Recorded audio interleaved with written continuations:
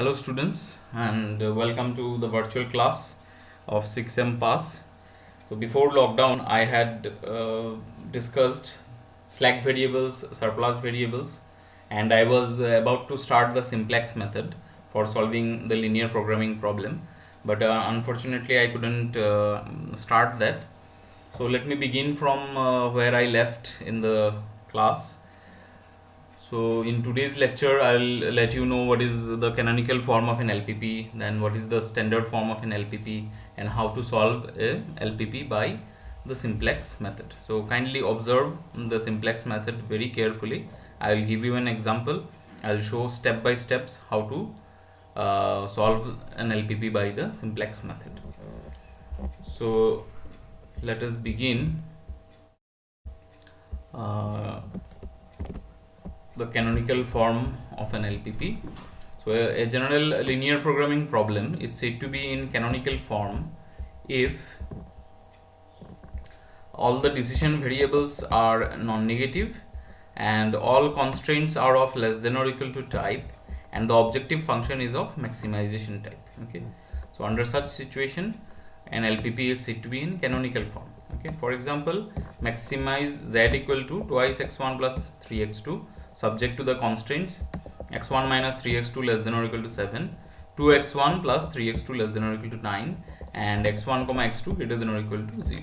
Okay, so when I say all constraints are less than or equal to type, okay, it means it excludes the non-negativity constraint. Okay, so that is by default whatever LPP we will do, by default our non-negativity constraint is this x1 x2 greater than or equal to 0. So okay, so other than that the remaining constraints are less than or equal to type. So if that happens, then the LPP is said to be in canonical form. So even if the LPP is not in canonical form, we can convert it to canonical form. Okay, how we can convert? If an LPP is not in canonical form, then it can be converted to the canonical form by simple modifications. So what are the modifications? It may happen that the objective function is not of maximization type. Okay, that is, it is given to be of minimization type. So in that case we can convert it to maximization problem using this formula. Minimize z, minimum value of z is same as maximum value of minus z. Okay, so minimize z equal to x1 plus 3x2 is equivalent to writing maximize minus z equal to minus 3x1 minus x1 minus 3x2. Okay, and if any of the constraints is given to be greater than or equal to, then it can be converted to less than or equal to by multiplying both sides with minus 1. Okay, so that's quite simple. This is just properties of inequality. So x1 plus 2x2 greater than or equal to 8, this is equivalent to writing minus x1 minus 2x2 less than or equal to minus 8. Okay, so another thing, if a decision variable is given to be unrestricted in sign, that is it is not given to be non-negative, then we can replace it by the difference of two non-negative variables. Okay, so for example 3x1 plus x2 less than or equal to 8, where x1 is unrestricted, there is maybe positive, maybe negative, there is no surety. Okay, then what we do, we can write x1 as the difference of x1 dash and x1 double dash. Okay, where x1 dash and x1 double dash are greater than or equal to 0, right? Thus the constraint becomes 3 into x1 dash minus x1 double dash plus x2 less than or equal to 8. Okay, so we will use this method when we do duality. Okay, so as of now this much is sufficient for the canonical form. Let us so this is one example. Let us consider the following LPP. Minimize z equal to x1 minus 3x2 subject to these constraints. Okay, so here it's a minimization problem, so in the canonical form it has to be a maximization problem. So its canonical form is sorry, I did not write it properly here. It has to be maximize. Okay, please correct it. It has to be maximize. Okay, maximize z equal to z dash equal to minus x1 plus 3x2. Okay, subject to the constraints. The first one was greater than or equal to, so I have converted it to a less than or equal to constraint by multiplying with minus 1. Okay, so that is the canonical form. Okay, what is the slack variable? This already I had discussed in class, but still it's required for our lecture today. So a non-negative variable that is added to the left hand side of a less than or equal to constraint is in order to make it an equality. is called a slack variable. Okay, so for example, x1 plus 2x2 plus x3 less than or equal to 7. So if we add some negative positive quantity here on this side, on the left hand side, then it will become equal. Okay, say 5 less than or equal to 7, so we can add some positive quantity, that is 2, then 5 plus 2 will become equal to 7. Okay, so this is what. So less than or equal to constraint can be converted to equality by introducing the slack variable s1. Okay, so we will write this one as x1 plus 2x2 plus x3 plus s1 equal to 7. Okay, that is how we can convert it to equality. Surplus variable, a non-negative variable that is subtracted from the left hand side of a greater than or equal to constraint in order to make it an equality, is called a surplus variable. Okay, so for example, x1 plus 2x2 plus x3 greater than or equal to 7 can be converted to equality by introducing surplus variable x1. So x1 plus 2x2 plus x3 minus s1 equal to 7. Okay, that becomes an equality. So what is the standard form of an LPP? A general LPP is said to be in standard form if all constraints are equations except for the non-negativity constraints, which are greater than or equal to type, right? And the right hand side of each constraint is non-negative. Okay, so once we get an LPP, we convert the right hand side to non-negative. Okay, that is the convention, and all variables are non-negative, right? And the objective function is of maximization type or minimization type. Okay, no problem. And then we can say that the LPP is in standard form. Okay, so suppose this is the given LPP: maximize z equal to x1 plus 2x2 subject to the constraints x1 plus 3x2 less than or equal to 7, 2x1 plus minus 7x2 less than or equal to 8, where x1 x2 greater than or equal to 0. Okay, so this can be written in the standard form as x1 here we have to include this also: maximize z equal to x1, okay, x1 plus 2x2, okay, 2x2, right? Maximize z equal to x1 plus 2x2 subject to, okay, subject to the constraints this. Okay, so what are the constraints? x1 plus 3x2 plus s1 equal to 7, and 2x1 minus 7x2 plus s2 equal to 8. Okay, so where s1 and s2 are slack variables, so we have converted this to the standard form. Okay, right? See another example: write in standard form maximize z equal to x1 minus 2x2 plus x3 subject to these two constraints. So we have a greater than or equal to constraint, we have a less than or equal to constraint, and all the variables are given to be non-negative. Okay, so for that, if we want to convert it to a standard form, then what we have to do, we have to introduce a surplus variable for the first constraint, and we have to introduce a slack variable for the second constraint. Okay, this is what we will do. Let us see. So we introduce surplus variable s1 for the first constraint and slack variable s2 for the second constraint. Thus the standard form is maximize z equal to x1 minus 2x2 plus x3 subject to the constraints x1 minus 2x2 minus s1 equal to 3 and 2x1 plus 4x2 plus x3 plus s2 equal to 8, where x1 x2 x3 s1 and s2 everything is non-negative. Okay, this is the standard form of the LPP. Okay, now let us come to the simplex method. So first of all, we consider solving LPP of maximization type where all the constraints are of less than or equal to type. Okay, if there are greater than or equal to constraint, then the solution is little bit different. We will do that subsequently. Okay, so for today's class we will start with maximization type LPP where all the constraints are of less than or equal to type with non-negative RHS. RHS should be non-negative. Okay, and except for the non-negativity constraints, okay, which are of greater than or equal to type, that is obvious. So to solve such an LPP using simplex algorithm, we first convert the problem to standard form by introducing slack variables wherever necessary. Okay, so first of all we will convert this given LPP to standard form. Okay, if required we will introduce slack variables. Okay, whenever there is a less than or equal to constraint, we have to introduce slack variables. Okay, so next we find a basic feasible solution of the resulting system by putting all decision variables to 0. Okay, so I had already done in detail how to find out basic feasible solution of a system. Okay, so we need to put I had done in detail in the class itself. Okay, so and several problems also I had done. Okay, so here even if you had missed those lectures, it's not a problem. just you put other variables to 0, and we will get the values of the slack variables from the equalities. Okay, so this will serve as our initial basic feasible solution, right? So this is called IBFS, initial basic feasible solution. Okay, so we'll start with the IBFS. Okay, IBFS stands for initial basic feasible solution. So next we construct the simplex table for a step-by-step approach to the optimal solution of the problem. So the procedure is explained in the solution of the following LPP. Okay, so let us see how to solve this LPP.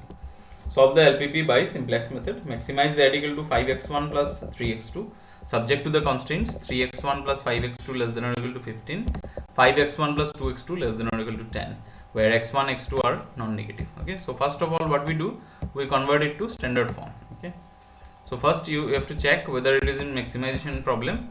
Yes, it is maximization problem. Whether all right hand side is non-negative or not. Yes, everything is non-negative here. And whether all constraints are less than or equal to, that is also correct. All constraints are less than or equal to. Okay, so we can apply our simplex method here. So we introduce slack variables. So for the first constraint we introduce slack variable s1.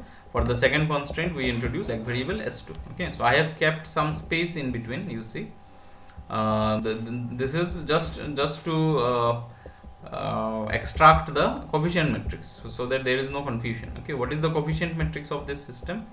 3 5 5 2. First column is 3 5, second column is 5 2, third column is 1 0. Okay, you see s2 is missing in the first equation, s1 is missing in the second equation. Okay, so coefficient of s1 in the second equation is 0. Okay, that is why I have kept some space here, so that you do not miss out. Okay, the coefficients here, coefficients of s1 is 1 0, right, and coefficient of s2 is 0 1. Okay, like that. So this is the thing. So here you will put x1 equal to 0, x2 equal to 0 to get the values of s1 and s2, which will serve as our initial basic feasible solution. Okay, so you put x1 equal to x2 equal to 0, then we get s1 equal to 15 and s2 equal to 10 as our initial basic feasible solution. Okay, we construct the simplex table now. So this is the most important part, how to construct the simplex table. Okay, so in all simplex table that you will do, the first column you can write it as B, capital B. So this B stands for basis. Okay, this is the basis matrix. Okay, basis. So what are the vectors in the basis? Okay, so initially our basic variables are s1 and s2. Okay, x1 and x2 are the non-basic variables for this initial basic feasible solution. S1 and S2 are the basic variables. Okay, so the basis will contain the vectors s1 and s2. Okay, CB represents the cost of the basic variables. Okay, cost corresponding to cost for basic variables. Okay, basic variables, right. XB represents the values of the basic variable. Okay, XB represents values of the basic variable, of basic variables. Okay, right. And x1 is the column corresponding to the variable small x1. So in bracket I have written y1 because these columns of this matrix will be denoted by y1, y2, y3, y4. Okay, in general we write it as yj. Okay, jth column is written as yj. That is why within bracket I have written this. So in order to avoid complication, I have denoted the column for x1 as x1, capital X1. I have denoted the column for x2 as capital X2. Okay, I have denoted the column for slack variable as s1.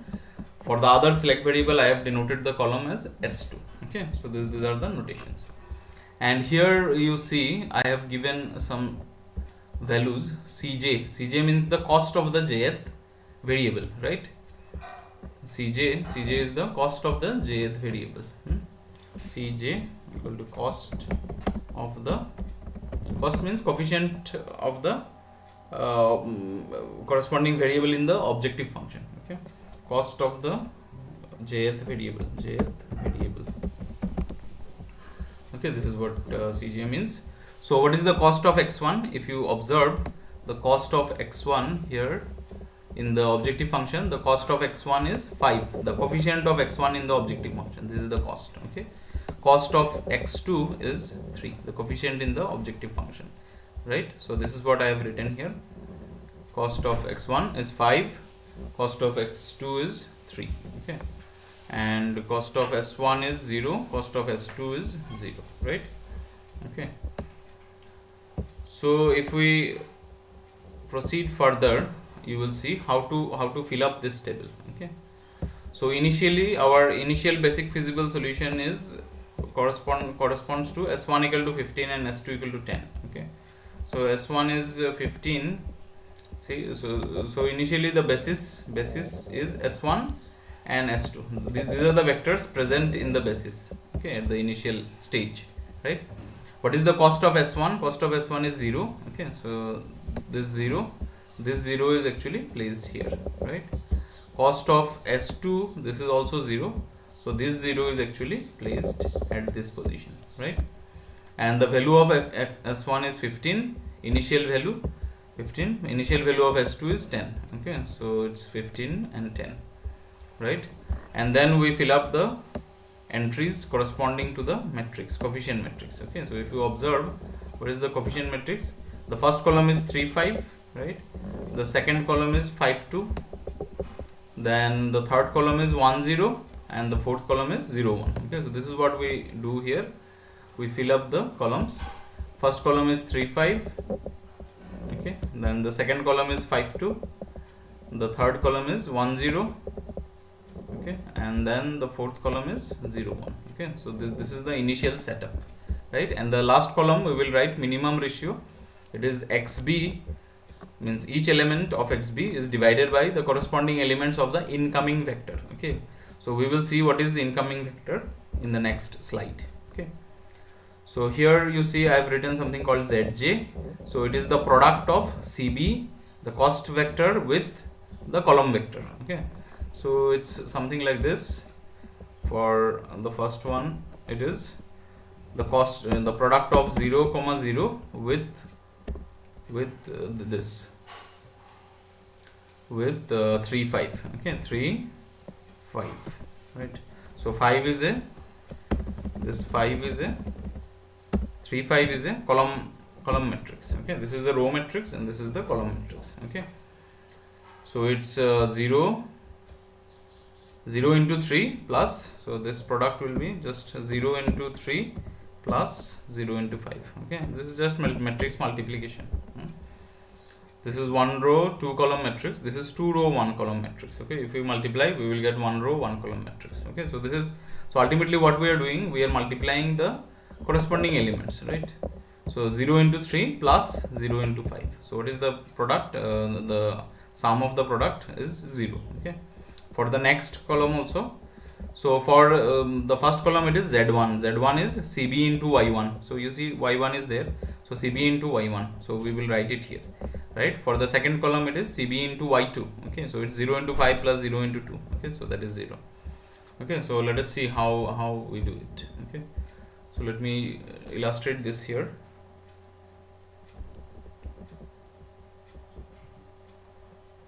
Okay, so this is one Excel file that I have opened. Let me illustrate this here. Okay, so our first column is the basis.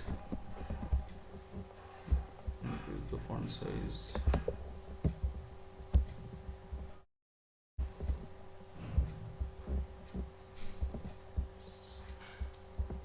Okay, first column is B, then the second column is CB or CB, cost of the basis, then the third column is XB. Okay, and then we have our x1 is the column corresponding to the variable x1, x2 is the column corresponding to the variable x2, s1 is the column corresponding to the variable s1, s2 is the column corresponding to the variable s2, and here we have the minimum ratio. Okay, minimum ratio, which is same as xb divided by the incoming vector. Okay, So let me insert another column here, insert rows, insert one row here. Okay, so here what do you have? Here you have the cost. So 5, it's 3, it's 0, and then 0, right?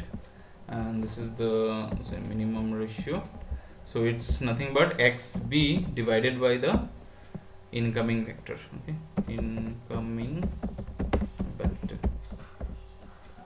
So this is how we compute this.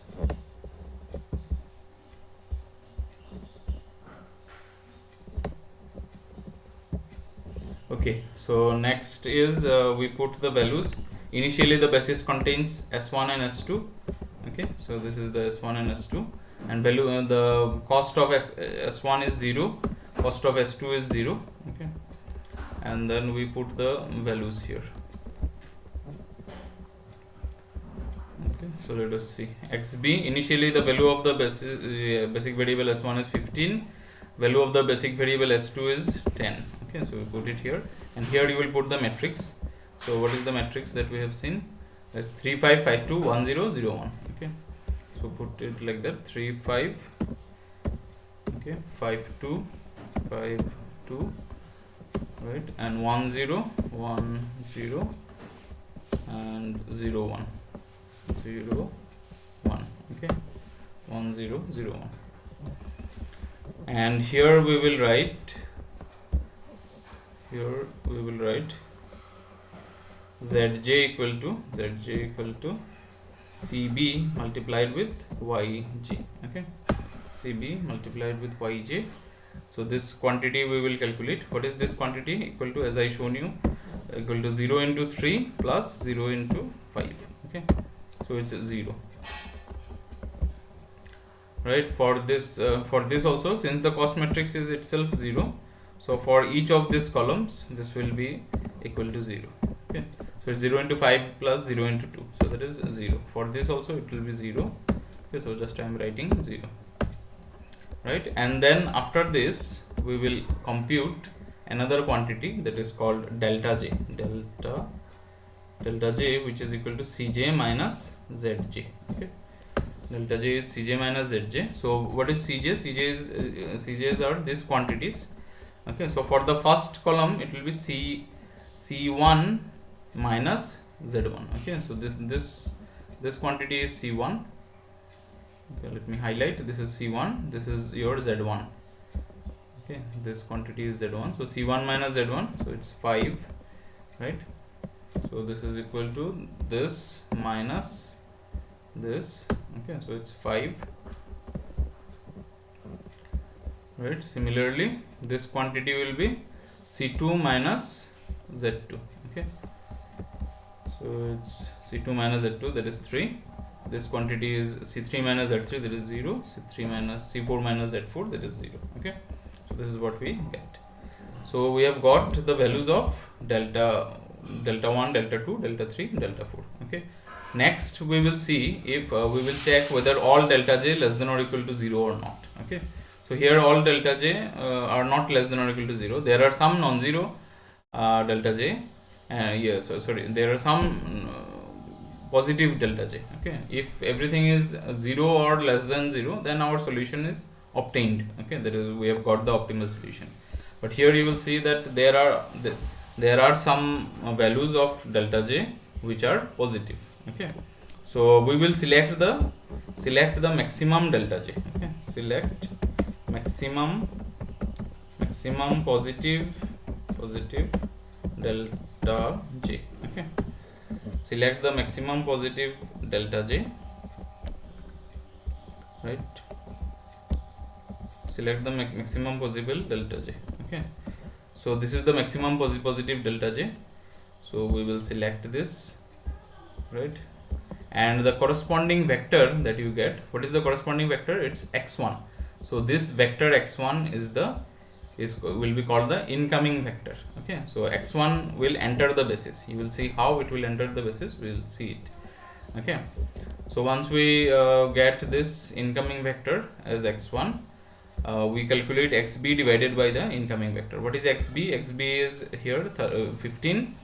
15 divided by the incoming vector, provided the values of the incoming vector are non-negative. Okay, non-negative, positive. Okay, provided the values of the incoming vector are positive. Okay, provided the values of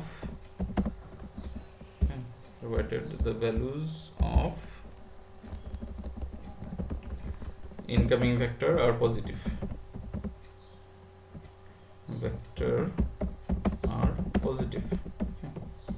So provided the values are positive, we will find out this ratio. So what is this ratio? It is 15 divided by 3. 15 by 3. Okay, so it's 15 by 3, so that is equal to 5, right? And this is equal to 10 by 5, which is equal to, this is equal to 10 divided by 5, which is equal to 2. So once we calculate these values, minimum ratio, we will select the minimum ratio. So out of this 5 and 2, which is the minimum is 2. If both are equal, then we can select any one of them. Okay, so here the minimum ratio is 2, so we select 2. Okay, so 2 is selected. So this 2 corresponds to this variable s2. Okay, so we will take the variable s2 as the outgoing vector. Okay, x1, variable x1 is now the, vector x1 is now the incoming vector, s2 is the outgoing vector. Okay, right? So these steps are explained here, right, in the next, this one. Yeah, so this is what we have done first. This is the maximum value of delta j that we have seen. It's the maximum value. So here we will put one arrow mark. Okay, when you do it in copy, so that you can understand, you put one arrow mark here. So upward arrow to mean that it is the incoming vector. Okay, and here you will calculate these ratios, xb by the incoming vector. Okay, so 2 is the minimum ratio. You put one arrow mark here. So when you do it in the copy, please make sure that you put these arrow marks. Okay, so this arrow mark will mean that this s2 is the outgoing vector. Okay, so once you get the outgoing vector, you put one downward arrow mark here. S2 is the outgoing vector, so you put one downward arrow here, right? This is the downward arrow that we have put. Okay, after that, what we have to do, we have to go to the next step. Okay, so what is the next step? Yeah, and one more thing, the intersection of these two, the intersection of this outgoing vector and incoming vector. Okay, at this intersection, whatever element lies, that element is known as the key element. Okay, so this 5 is the key element. Okay, so this has got a role to play. What role it will play, we will see now. Okay, so what we have got, x1 enters the basis, incoming vector, s2 leaves the basis. So in the next step, what we will write, s1 will remain as it is, s2 is leaving the basis, and x1 is entering the basis. So we will replace s2 by x1. Okay, now what is the cost of s1? S1 cost is 0, but cost of x1 is not 0, it is 5. Okay, so we will replace that here, right? And then what we do next is we divide. So this was the column, this was the row corresponding to the incoming outgoing vector. Okay, so let me just highlight this. Yeah, okay, this is the row corresponding to the outgoing vector. Okay, so we will fill up this column, this particular row. So how to fill up? We will divide this row by the key element. Okay, so here you will write 10 by 2. So what is 10 by 2? 10 by 2 is 5. Here it is 5 by 5. You divide the entire row by the key element. Okay, so it's 1. Here it's 2 by 5, right? 2 by 5. Here it is 0, and next one it is 1 by 5. Okay, 1 by 5. Okay, so these are the things that you will do here. So here you see what I have done. You have divided this row. We have divided this particular row by 5. Okay, so it's 10 by 5, it's 2, then 5 by 5 is 1, then it's 2 by 5, then 0, then 1 by 5. Okay, and after that, what I have to do, after that we will make this particular the column corresponding to the incoming vector as 0 1. Okay, so because this is a basis element now, so it's entries will be 0 and 1. Okay, so 1 corresponds to this x1, the other entries have to be made 0. Okay, s1 is a basis vector, x1 is also a basis vector. Okay, so the standard basis is 1 0 0 1. So here it is 1, the other entries have to be made 0. Okay, so how to make 0? So this is the matrix. We have to make this particular entry, this entry, this x 3, that is the entry 3, to we have to make it 0. Okay, how to make it 0? We have to make it 0 using elementary row operations. Okay, that you have already done. So how to make this 3 0? Using this element 1. Okay, so we will perform the operation r1 changes to r1 minus 3 times of r2. Okay, this is how we can change it to 0, because 3 minus 3 into 1, so that will become 0, right? So we will perform the operation r1 changes to r1 minus 3 times of r2. Okay, this is what we will perform, right? Okay, so it's for the first one it is 15 minus 3 times of 3 into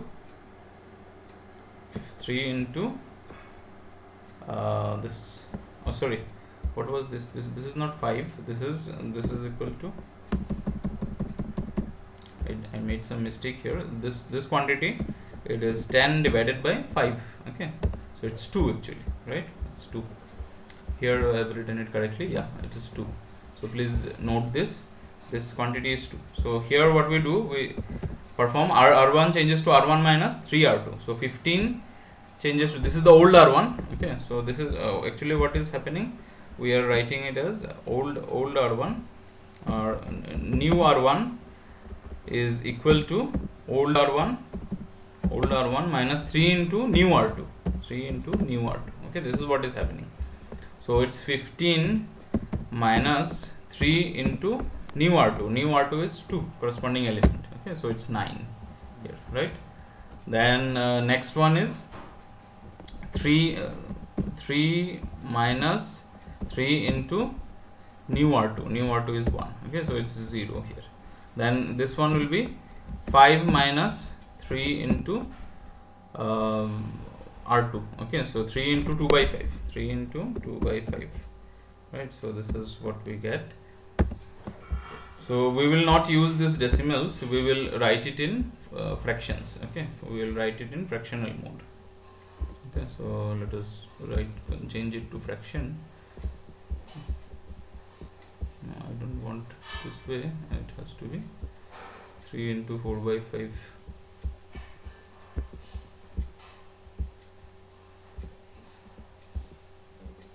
No, I want it as 19 by 5. Okay,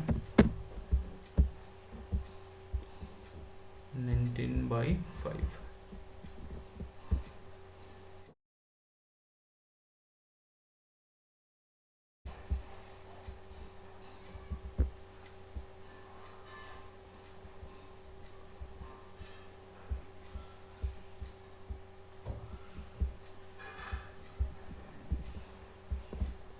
Okay, so let me write it manually, 19 by 5. Okay,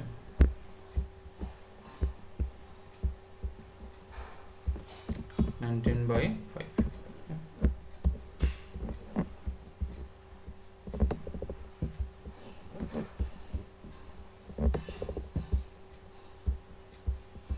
Okay, so this is 19 by 5. Then this one will be 1 minus 3 into 0. So that is 1 minus 3 into 0. So this is 1. Then again this will be 0 minus 3 into this. So it's minus 3 by 5. Okay, minus 3 by 5. It's minus 3 by 5.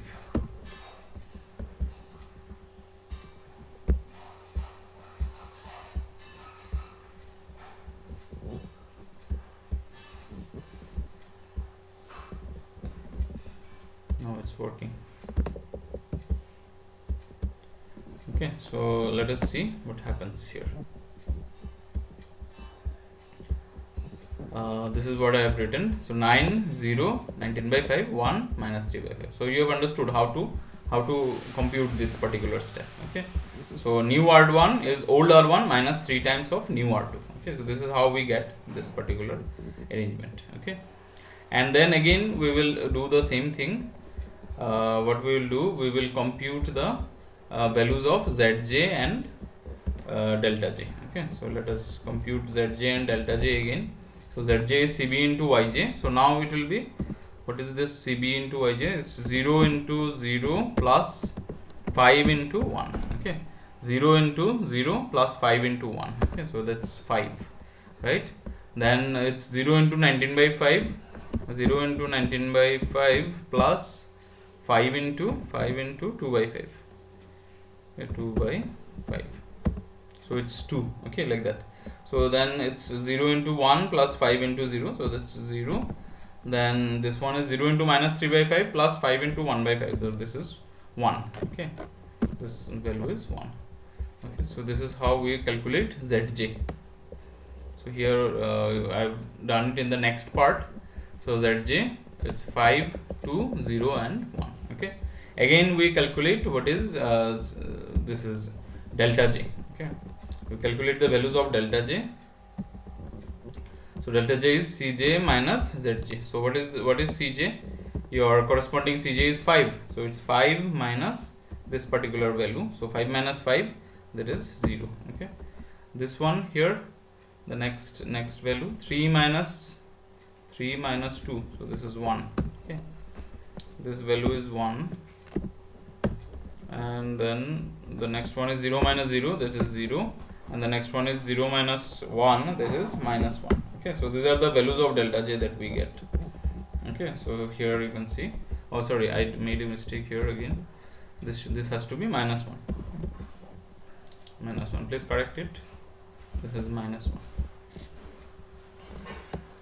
Okay, so still all delta j are not non-negative. Okay, and there are some positive delta j. So what is that positive delta j? It is this one. So you see I have put an arrow mark here. So this is again the, means we have to repeat one more step. So 1 is the largest positive value of delta j. So we have put an arrow mark here. So what is the corresponding incoming vector now? It is x2. x2 is the incoming vector. Okay, so in the next step again we have to calculate x2 is the incoming vector, and what is the minimum ratio? So we have to compute xb divided by the incoming vector. Okay, so it was 9 divided by 19 by 5. Okay, 9 divided by 19 by 5, so it's 45 by 19. Then 2 divided by 2 by 5, so that is 5. Okay, so out of this 2, the minimum value is 45 by 19.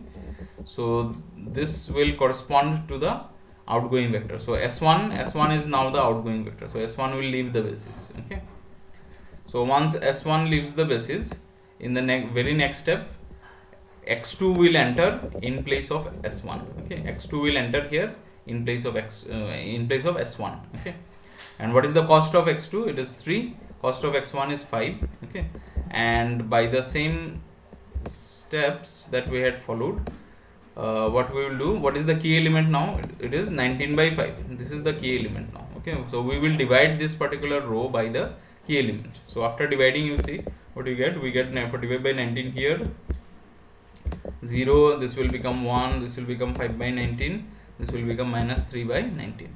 Okay, next what we have to do, we have to make the other entries in this particular incoming vector as 0. Okay, so we have to make this entry 0. So how to make it 0? We have to write, we have to use R2 changes to R2 minus 2 by 5 times of R1. Okay, this is what we have done, right? Because here you have the element 2 by 5, right? I have to make this element as 0 using this particular row. Okay, this row. So using this row, if I want to make it 0, then I have to perform this particular elementary operation. R2 changes to R2 minus 2 by 5 times of R1, new R1. Okay, this is the new R1.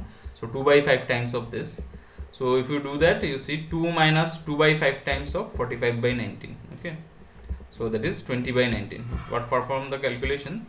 So 1 minus 2 by 5 times of 0, then 2 by 5 minus 2 by 5 times of 1, like that.